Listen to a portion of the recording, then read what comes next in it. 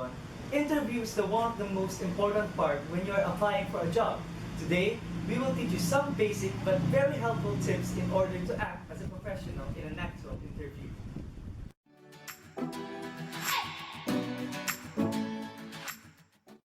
In an actual interview, an unprepared applicant is like entering a battlefield without any weapons on hand.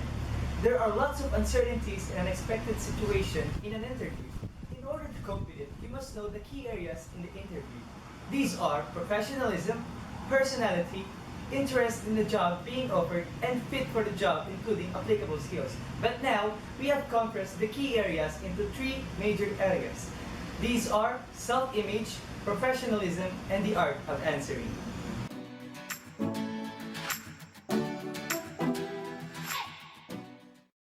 In an interview, avoid wearing too many ornaments or accessories. Wear only a watch or an earring. Limit your jewelries as much as possible and wear only a kind of accessories. Also avoid wearing inappropriate dress. Don't wear a party dress or like a bypasser's dress, but wear a decent attire that suits you. Always remember to dress for your success.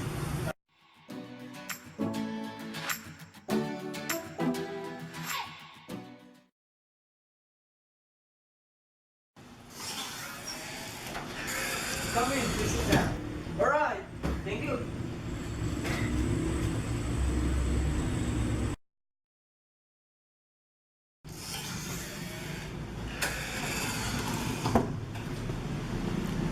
Come in, please sit down. Thank you. Have some manners when you are in an interview. A proper decorum will show the interviewer that you are a respectful person.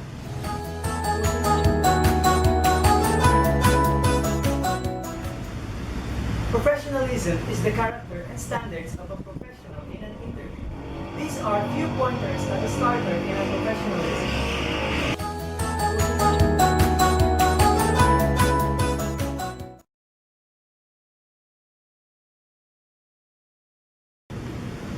Oh, good morning. Please sit down. Uy, good morning.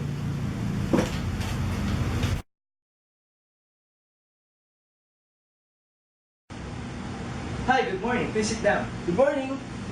Oh, it's nice to meet you here at our company. It's nice to meet you too. It's my pleasure. Know your place when you are in an actual interview. Remember that you are an applicant and respect your interviewer. Also, initiate an appropriate handshake when the interviewer asks you. Lastly, don't offer a handshake with a pride. Instead, let the interviewer ask it to you first.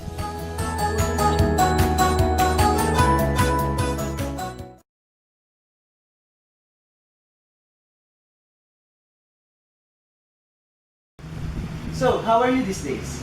I'm good. I'm good. No, it started to, last na to.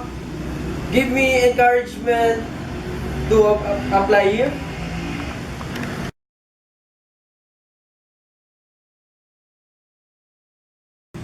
So, how are you these days? I'm good. I'm well prepared and I set my mind to apply here to the company. Okay, very well. When you are in an actual interview, avoid mannerisms because it will not only distract the interviewer but also affects your behavior.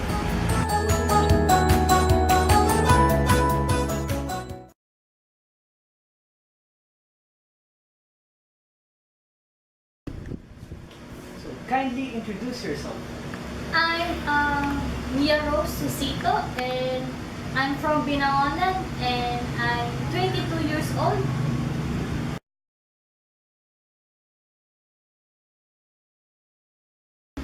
So, kindly introduce yourself. I'm Mia Rose Susito. I study at University of Visayas in Binangonan and have finished the course Bachelor of Science, Business Administration, major in Human Resource Development Management, and I am knowledgeable in the field I am applying to. Direct eye contact is very important in an interview.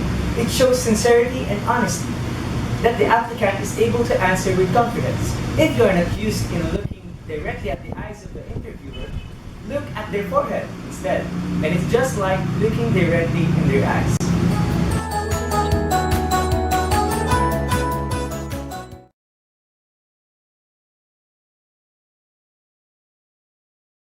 So, how did you find out about this company? Well, I researched about this company and I spent enough time to evaluate myself if I'm fit in a specific position that I'm applying for.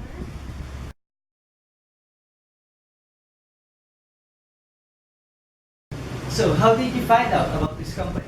Well, I researched about this company and I spent time to evaluate myself if I am fit in a certain position that I am applying for. In an interview, it is important that the interviewer understands you. Do not eat your words. So, speak fluently and pronounce every word vividly.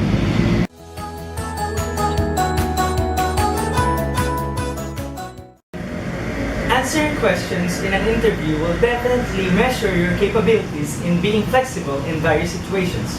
We will show you how to answer some of the most commonly asked questions in an interview.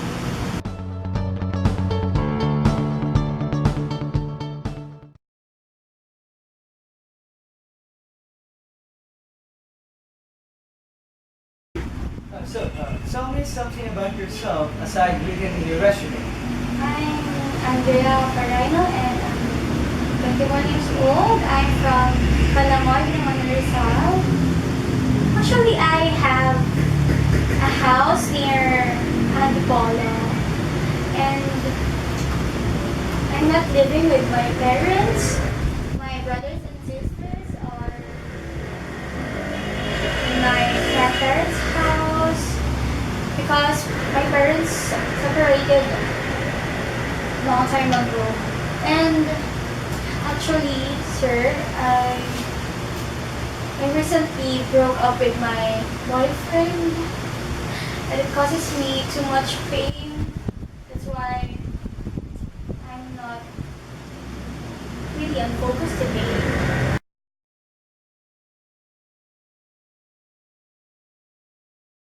So tell me something about yourself aside written in your resume.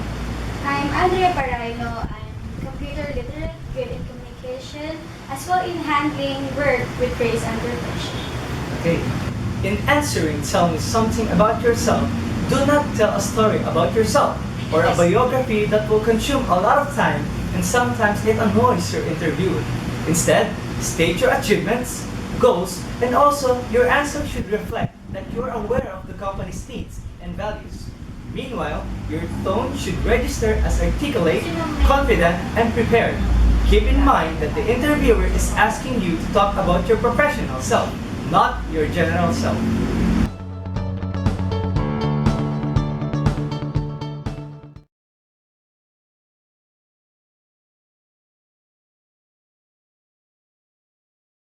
So you are applying for an HR position, right? Yes, I am. So why HR? Because they handle the people and I am good at handling people. And that's it? Um,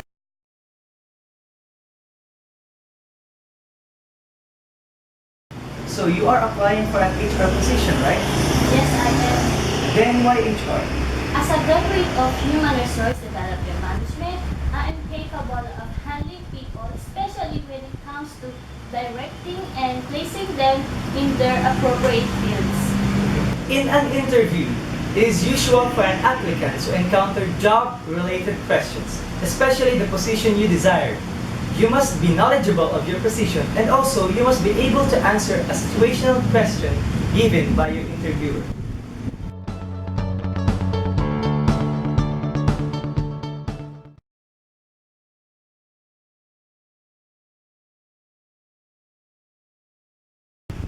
So, how much salary do you expect?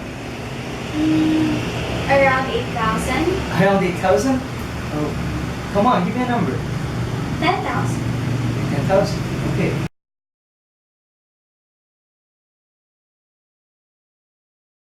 So, how much salary do you expect?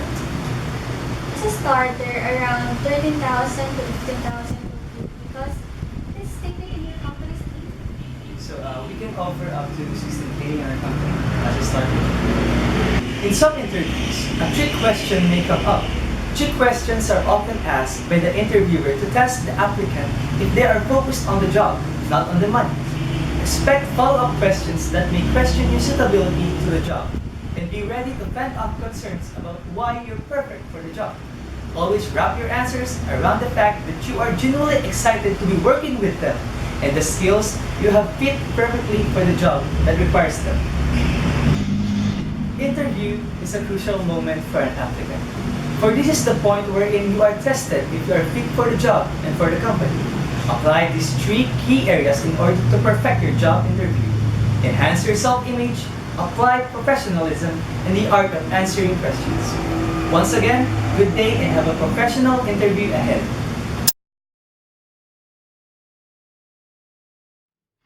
Good day everyone, I'm Mia Rose Susito and I'm going to teach you how to write a resume that will give a credible and competent image.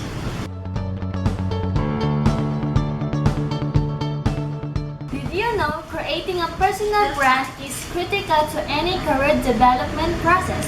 And crafting an impressive resume is one of its components. So what exactly is a resume?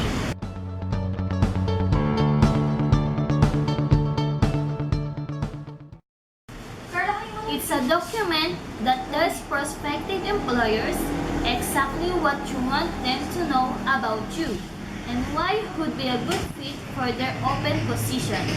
In a sense, it's a way for you to put your best foot forward, a way to sell yourself on paper to a potential employer in order to sell yourself effectively.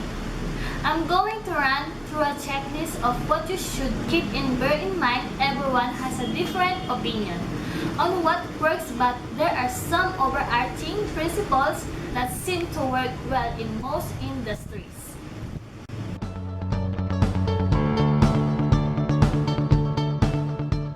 So, do you want a resume that will land you on more job interviews? Or maybe you need a resume that will help you get a higher paying job? If this sounds like you, stay tuned. The first thing that employers see when they at your resume is something called your profile or summary section.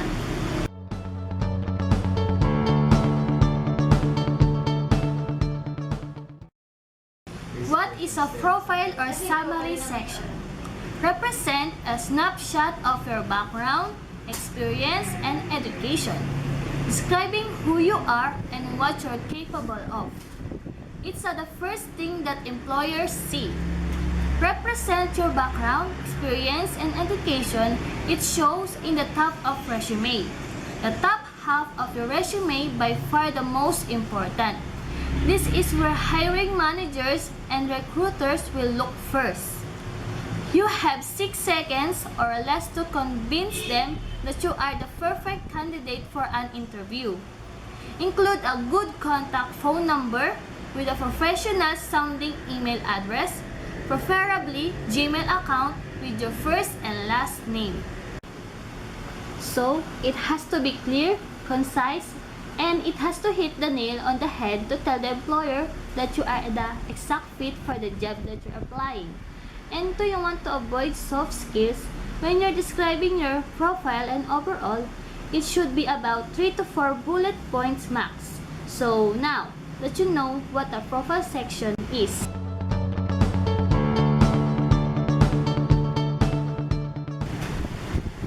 Next, make it relevant. Your resume should always be tailored to the position you are applying for. Closely review the job description for keywords and place those keywords throughout your resume.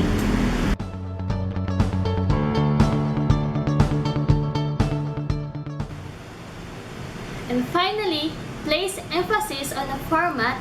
Put extra effort into the design and formatting of your resume. This can be difficult, but it is well worth it because hiring managers and recruiters receive hundreds of resumes.